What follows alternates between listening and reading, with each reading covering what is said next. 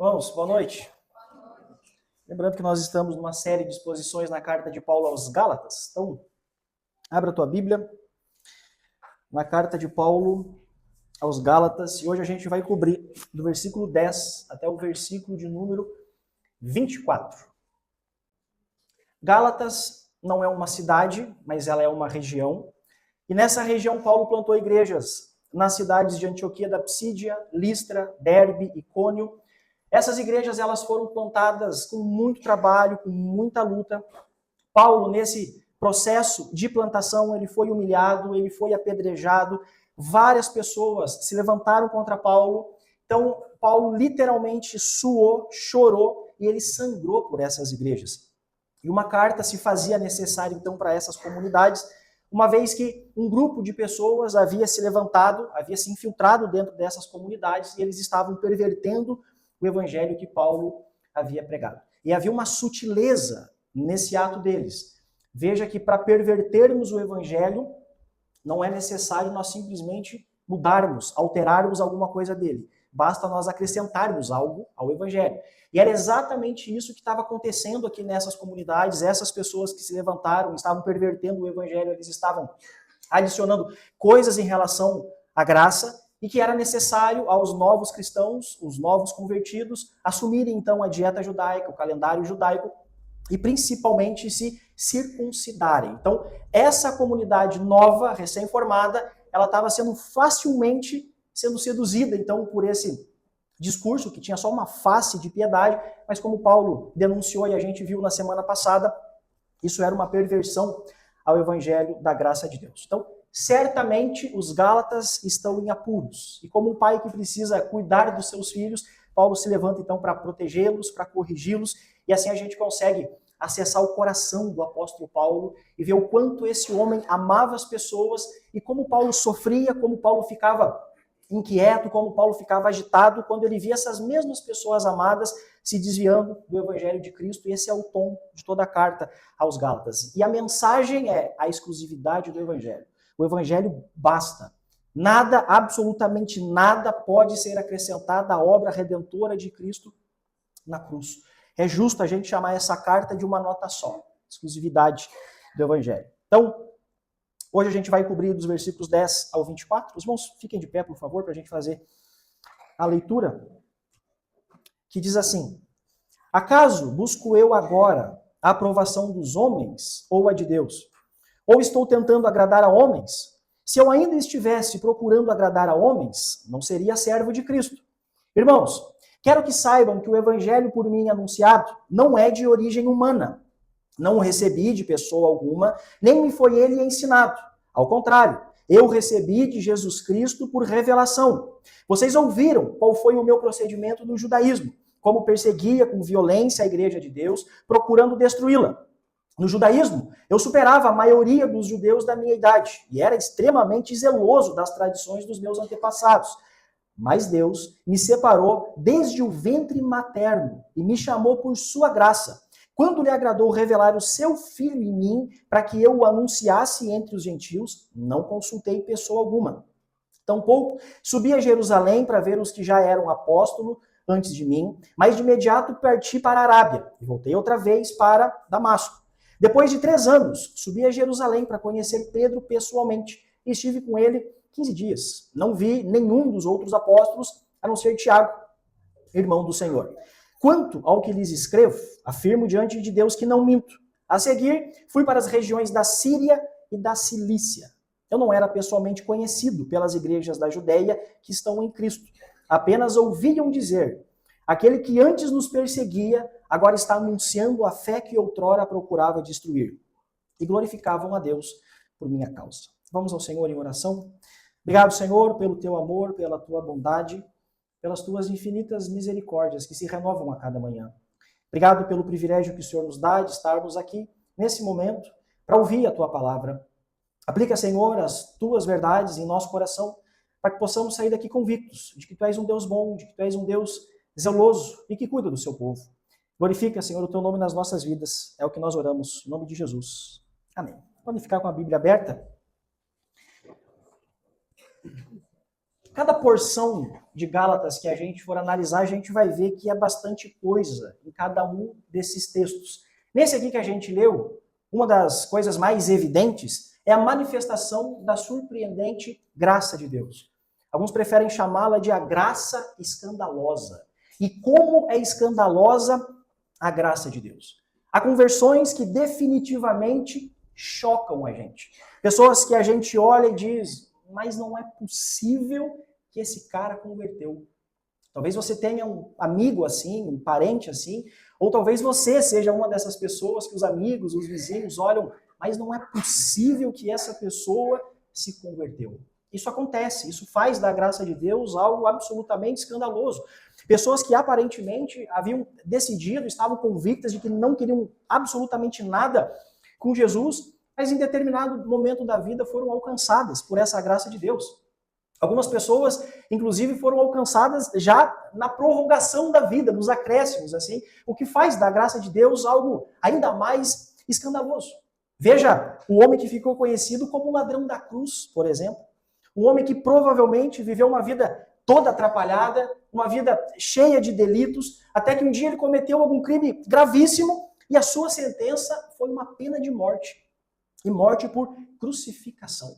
Com certeza, esse cara tinha familiares, ele tinha amigos próximos, talvez ele tivesse até um amigo muito piedoso que, ao vê-lo naquela condição, talvez disse o que nós também diríamos. Maior do que todo o sofrimento que ele vai passar na cruz é o sofrimento de uma eternidade no inferno. Quando esse homem é levado para o lugar da morte, quem é que está do lado dele? O Criador do universo. O Criador do universo estava ali, numa cruz ao lado, suspenso entre o céu e a terra, sem livre trânsito no próprio mundo que criou, o Rei dos Reis entre bandidos, e ali na cruz, o Salvador do universo, chamou esse convidado extremamente improvável para a festa das suas bodas. Esse homem converteu. Ele disse a Jesus, Senhor, lembra-te de mim quando entrares no teu reino. Jesus diz a ele, ainda hoje você estará comigo no paraíso. Que escândalo de graça é essa? Isso nos choca. Que demonstração clara de que ninguém, absolutamente ninguém, está fora do alcance da misericórdia de Deus. O homem que inaugura o paraíso depois da morte de Jesus não foi um apóstolo. O homem que inaugura o paraíso depois da morte de Jesus não foi um homem conhecido por ser um homem virtuoso. Não foi um mártir. Mas aquele que inaugura o paraíso foi um homem à beira da condenação final. Que conversão chocante. Mas a verdade é que a conversão do ladrão da cruz é chocante. A minha conversão é extremamente chocante. A sua conversão também é extremamente chocante. E Paulo, que escreve a carta a essas comunidades, ele sabe que todas as conversões são chocantes, inclusive a dele mesmo. E esse trecho aqui que a gente leu é conhecido como a seção autobiográfica da carta, e Paulo vai testemunhar sobre a sua conversão. Ele vai falar das suas experiências iniciais na fé cristã, ao mesmo tempo que ele vai refutar algumas coisas que as pessoas estão falando mal sobre ele, coisas que estão prejudicando a sua imagem com esses irmãos recém-convertidos. Porque uma forma da gente descredibilizar uma pessoa não é só atacando aquilo que ela fala, mas também fazendo ataques pessoais. Eles estavam fazendo isso. Paulo vai responder a essas acusações, pelo menos as principais acusações que ele está sofrendo, e o objetivo de Paulo não é simplesmente se defender, mas fazer com que o seu testemunho de vida, fazer com que a sua conversão aponte para essa surpreendente graça, para essa graça escandalosa. Então hoje é isso que a gente vai ver, Paulo refutando essas acusações e depois algumas lições que a gente consegue tirar a partir disso. Veja como Paulo se defende. Primeiro, ele vai responder a uma acusação de que o seu pensamento sobre Jesus veio por meio de uma reflexão pessoal sobre a fé, fruto de pensamentos próprios. Ele vai dizer que essa acusação simplesmente não faz sentido. Paulo, antes da conversão, não era alguém que ficava filosofando sobre Jesus, não era alguém que esboçava a mínima simpatia sobre Cristo, muito menos sobre os cristãos. Olha o que ele fazia, está aí no versículo 13. Paulo perseguia com violência a igreja de Deus, procurando destruí-la.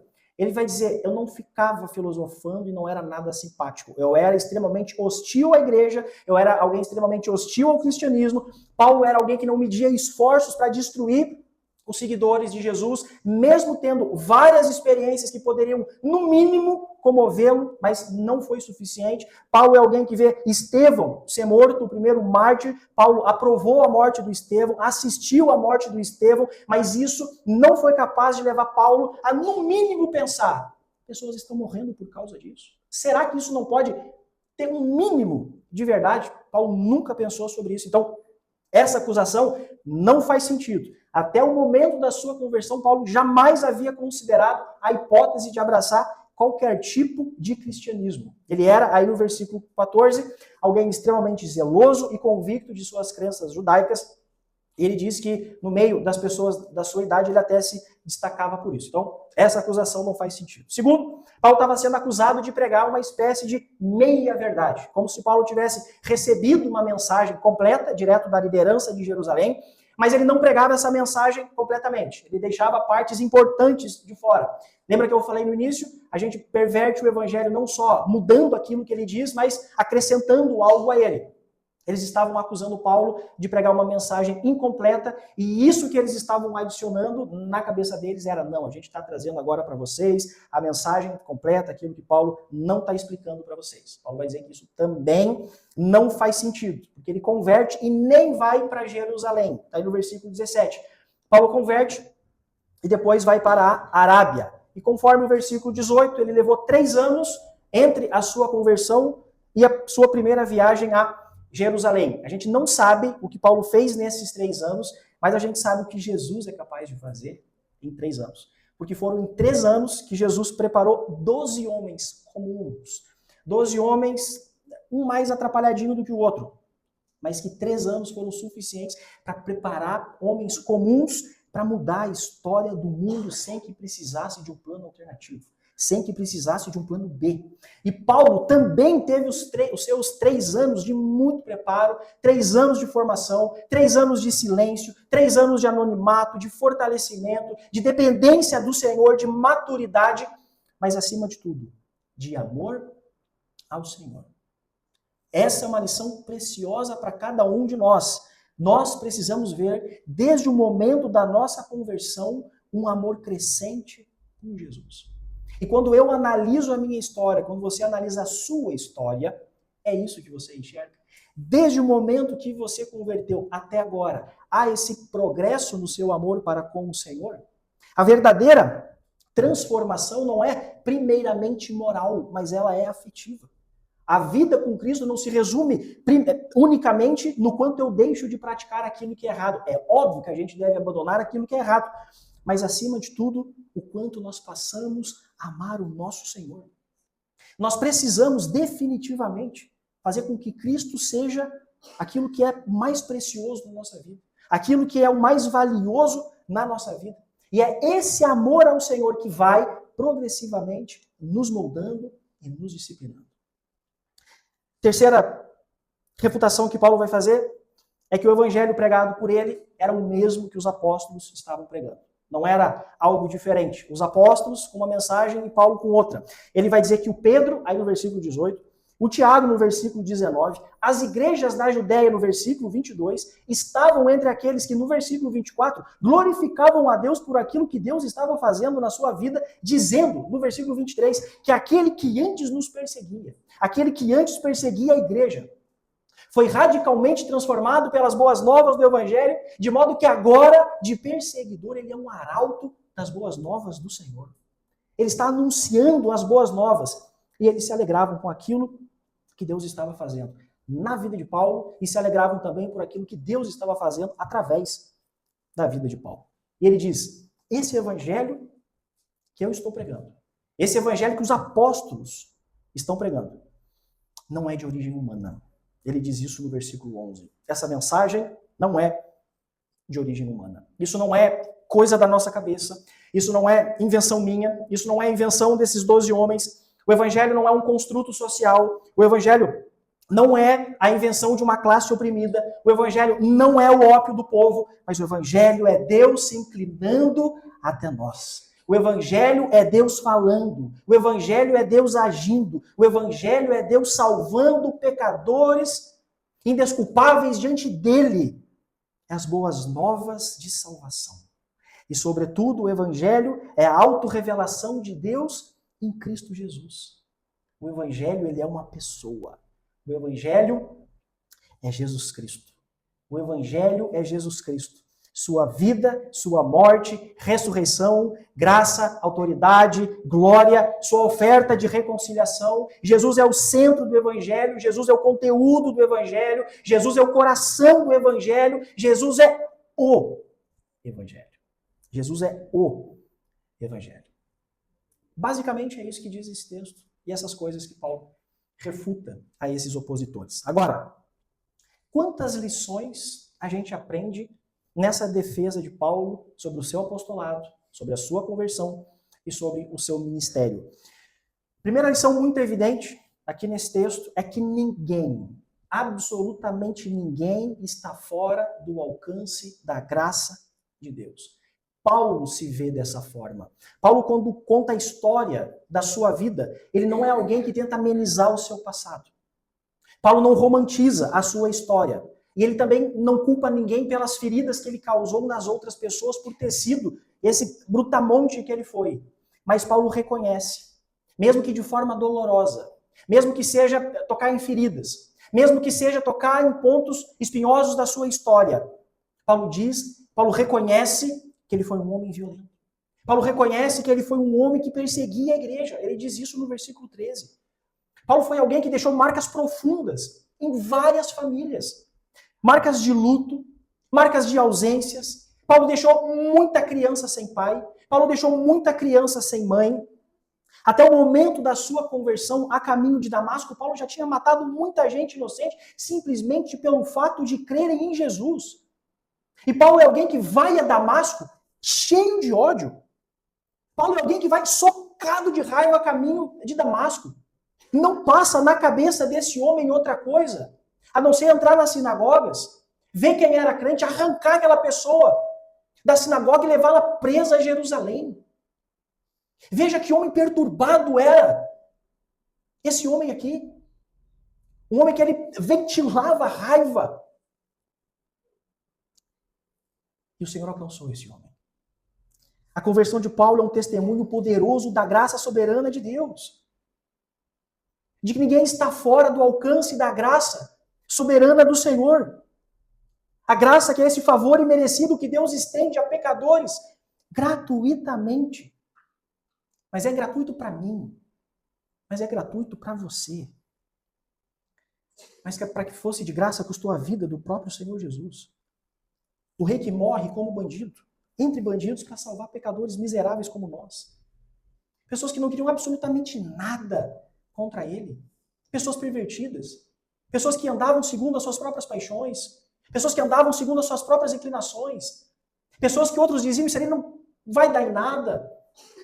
Por essas pessoas, o Cristo, o Salvador do mundo, aquele que cria absolutamente tudo, aquilo que nada foge dos seus decretos e dos seus desígnios, esse mesmo se despiu da glória que tinha junto com o Pai para salvar pessoas como Paulo, para salvar pessoas como o ladrão da cruz, para salvar pessoas como você. E que contraste há entre a vinda do Salvador ao mundo, na presença de magos, de alguns pastores tementes a Deus e de alguns devotos adoradores no templo, e a sua morte na companhia de criminosos. Cristo morre da mesma forma como viveu, no meio de pecadores. E tudo isso para salvar pecadores, graciosamente. A lição que Paulo nos ensina é que ninguém é tão bom que não precise da graça de Deus, mas que também ninguém é tão ruim que não possa recebê-la. A lição para mim, a lição para você, não sejamos seletivos com a graça de Deus. Eu sei que eu tenho essa inclinação de ser seletivo com a graça de Deus. Eu sei que eu tenho a inclinação de encontrar o perfil ideal, de que aquele ali tem potencial para ser crente. Enquanto outros, eu digo, esse aqui eu acho que nunca vai ser alvo da graça de Deus. Mas eu sei que você também é seletivo com a graça de Deus. Eu sei que você também olha para pessoas e diz, aquele ali, nada pode transformar a vida dele. Esse texto nos ensina de que ninguém é tão ruim para que não possa ser alvo da graça de Deus. Não neguemos a oferta do evangelho a ninguém. É triste, mas pesquisas revelam que apenas 2% dos cristãos falam de Cristo para os seus amigos e os convidam para virem à igreja. Estamos sendo seletivos demais. Estamos sendo seletivos na oferta do evangelho. Isso explica porque as nossas igrejas estão vazias. Isso explica porque grandes igrejas que foram extremamente relevantes no seu tempo, que ajudaram várias outras congregações, são mesquitas hoje. É bar hoje. Grandes homens de Deus, que o seu túmulo hoje está no estacionamento e você estaciona o seu carro em cima da sua lápide. A conversão de Paulo e as nossas também nos ensinam a olhar para qualquer pessoa com a convicção de que a graça de Deus é suficiente para salvá-lo. A graça de Deus e unicamente a graça de Deus.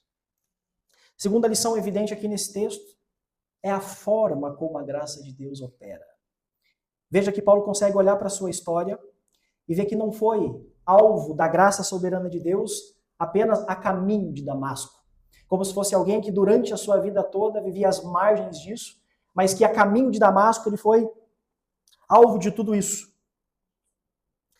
Mas ele vê Deus agindo em sua vida muito antes. Mas muito antes. Ele diz no versículo 15: Deus me separou desde o ventre materno e me chamou por sua graça. Isso aqui é espantoso demais aos nossos ouvidos. Paulo, como a gente viu, foi alguém que fez muitas coisas erradas. Mas ele olha para trás e ele percebe que a graça de Deus o estivera moldando e preparando para as coisas que Deus o chamaria para fazer. E esse Deus da graça escandalosa usou tudo, inclusive os fracassos de Paulo, para, primeiro, prepará-lo para a sua conversão. Depois, para transformá-lo num pregador, conforme o versículo 16. Eu acho legal que o Timothy Keller, comentando sobre isso, ele diz que todo o conhecimento que Paulo adquiriu do Antigo Testamento, estudando aos pés de Gamaliel, o seu zelo, mesmo que distorcido, o seu treinamento, o esforço que ele usava para se opor a Deus e a perseguir a igreja, tudo estava sendo usado por Deus para quebrantá-lo e capacitá-lo para ser um instrumento nas mãos de Deus, na edificação da igreja e da fé que ele tanto se opôs. E a Bíblia é cheia de histórias assim. Lembram de José do Egito? O seu José, governador do Egito? Mas ele não chega como um candidato a grande posto. Ele chega em terras egípcias porque ele foi vendido pelos seus irmãos como um escravo. Os irmãos queriam se livrar dele, mas Deus converteu essa maldade e usou tudo isso como instrumento para estabelecer José como governador da maior potência da época. De modo que José pôde falar para os seus próprios irmãos: vocês planejaram o mal para mim, mas Deus o tornou em bem, para que hoje fosse preservada a vida de muitos. Graças às políticas públicas de José como governador do Egito, Israel sobreviveu em tempos de grande fome. Os apóstolos frequentemente repetiam que as pessoas que se opuseram a Jesus só contribuíram, no final das contas, para promover os propósitos divinos. Gosto também do que o Keller diz, que no final ficará claro que toda a oposição a Deus só serviu para confirmar e ajudar a concretizar o seu desígnio.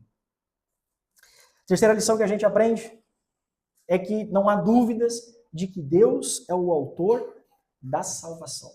A gente se pergunta, mas afinal de contas, por que Deus escolheu e preparou Paulo, essa fera indomável, um cara orgulhoso que perseguia a igreja? Final do versículo 15 diz que simplesmente Deus se agradou de agir assim. E foi assim comigo também. E foi assim contigo também. Deus ele não nos ama porque nós somos úteis. Deus não nos ama porque somos bonitos. Deus não nos ama porque o céu vai perder o esplendor se a gente não estiver lá. Nada disso. Deus nos ama simplesmente pelo fato de que nos ama. Quando nós olhamos para a história de Paulo, quando nós olhamos para a nossa história, nós não pedimos socorro em momento algum. Nós não pedimos ajuda em momento algum. Deus planejou a salvação sem que nós havíamos percebido que havia necessidade de salvação. Ou você acha que descrentes aí fora estão correndo atrás de salvação? Para eles está tudo muito bem, acho que a condição deles está boa. A gente era assim também. A gente não saiu gritando, pedindo por ajuda: Senhor, muda a minha vida. Vivíamos conforme as nossas inclinações. Deus planejou salvação sem que nós necessitássemos. E operou salvação de uma forma que nós jamais alcançaríamos por nós mesmos. Esse é o único tipo de amor que a gente pode, de fato, estar seguro. E é o único tipo de amor que a gente não tem como perder. Isso é graça, e isso é graça escandalosa. Não é sobre mim, não é sobre você, é sobre Cristo. É graça. E ele revela o seu Filho ressurreto a quem ele quer. A gente vê Deus revelando o seu Filho a pessoas extremamente orgulhosas, a pessoas que antes eram extremamente maus, pessoas que antes eram extremamente legalistas, religiosas, enquanto outros não queriam saber nada de Deus, eram declaradamente pessoas ateias. Mas ele revela o seu Filho a quem ele quer e um dia ele atraiu essas pessoas para si. É Deus mesmo quem opera arrependimento no nosso coração. Toda a obra é dele, do início ao fim. É por isso que nós jamais devemos nos orgulhar de um dia termos sido alcançados pela graça de Deus. Ele revelou seu Filho a nós sem que nós merecêssemos, mas simplesmente porque ele se agradou.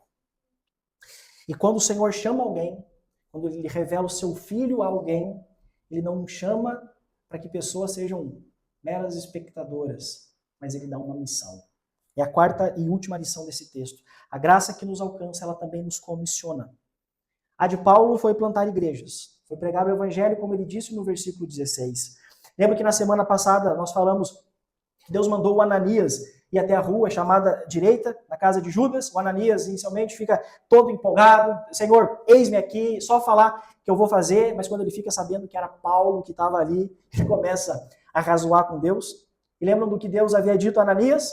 Ananias, vai, porque Paulo é para mim um instrumento escolhido para pregar a palavra. E o versículo 16 é o cumprimento disso. Paulo é o pregador da palavra de Deus. A pergunta que fica para mim, a pergunta que fica para você, caro amigo, caro irmão, qual é a nossa missão? Quais são os dons que o Senhor tem nos dado para a edificação da sua igreja? Quais os dons o Senhor tem nos dado para que possamos alcançar pessoas que ainda não foram alvos da graça do Senhor? Pensemos juntos, meus irmãos. Como seria uma comunidade onde cada pessoa acorda sabendo que foi alcançado pela graça de Deus, para que pela mesma graça possa alcançar outras pessoas? Como seria uma comunidade onde até a pessoa mais ocupada, com a agenda mais abarrotada de coisas, achasse um espaço ali, uma brecha ali, para servir nessa missão, porque entendeu que servir nessa missão não é um peso, porque entendeu que servir nessa missão não é um fardo, que servir nessa missão não é coisa de um pastor chato que fica cutucando para trabalhar porque simplesmente quer ver a igreja crescer, mas porque é um privilégio que o Senhor nos dá. O Senhor nos alcança e confia a maior obra que esse mundo pode ver, que é a obra do Deus que cria um povo, que forma um povo para si. Pode ter certeza, meu caro. Por mais importante que seja a sua função na sua empresa, nada, absolutamente nada, se compara com o privilégio que o Senhor nos dá de nos envolver na grande missão, na única missão que no final das contas vale a pena viver e morrer. Não se iluda, no final, lá no juízo, pouco importa a forma como você morre ou a forma como você viveu. O que importa, você foi alvo da graça de Deus aqui? O que vai te manter de pé lá no último dia não é o seu saldo bancário. Não são as coisas que talvez hoje para você seja prioridade, talvez você morreria por elas. Mas o que vai te manter de pé naquele dia é a misericórdia do Senhor. É a misericórdia do Senhor, que já aqui Ele estende aos seus filhos, que já aqui Ele estende ao seu povo. Que Deus poderoso é esse que alcança homens. E a esses mesmos homens confia essa missão, sem que haja plano B. Sem que haja um plano B. Que privilégio é esse que o Senhor nos dá? E que Ele reserva não aos bons, mas aos disponíveis. Eu sempre me lembro de Moody. Certa vez o Moody ouviu: o mundo ainda não viu o que Deus pode fazer através de um homem totalmente consagrado a Ele. O Moody está sentadinho do lado do banco e ele disse: eu sou esse homem. Moody não era um erudito, muito longe disso.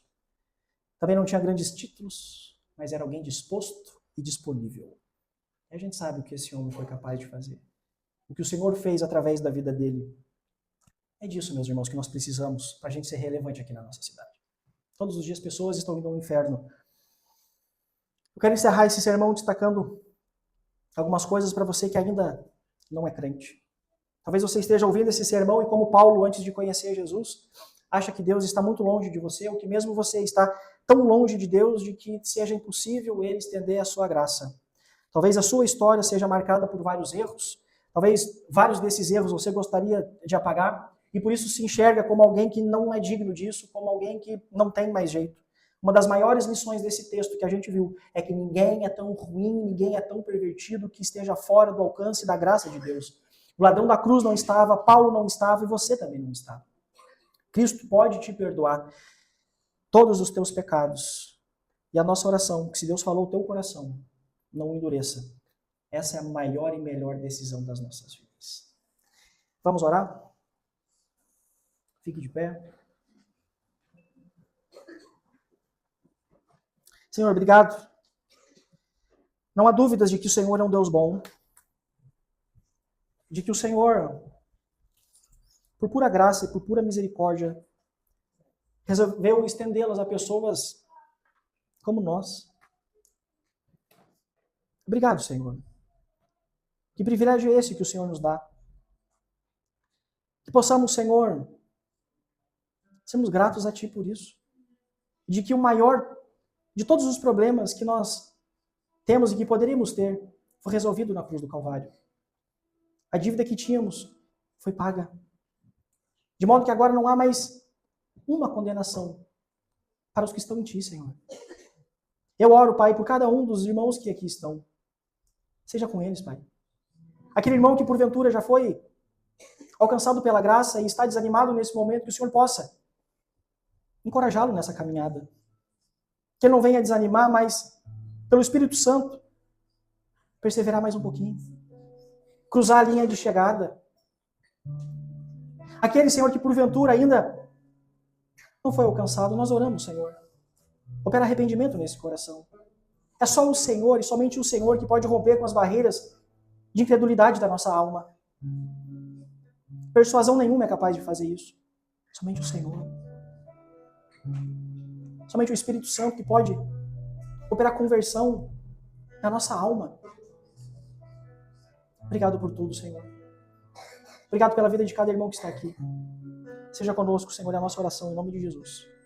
Amém.